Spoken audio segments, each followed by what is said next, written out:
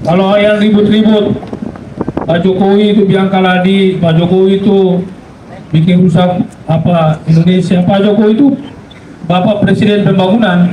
Benar ya? Pak Jokowi itu Bapak Presiden Pembangunan karena coba lihat Pak Jokowi jadi Presiden 2 periode itu.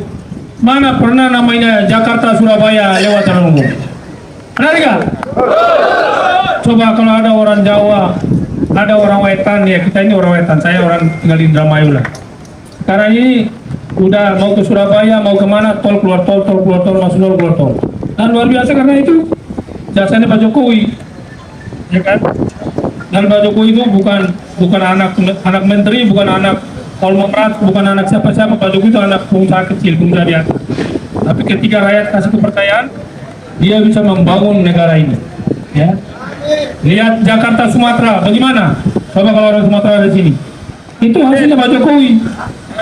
Coba lihat flyover di Jakarta ini, yang lewat bawah tanah, yang lewat atas, ya.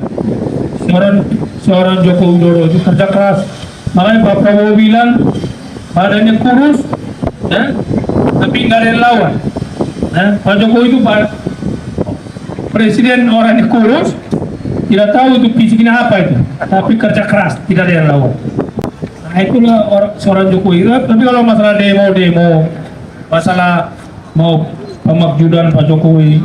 Download Tribun X sekarang, menghadirkan lokal menjadi Indonesia.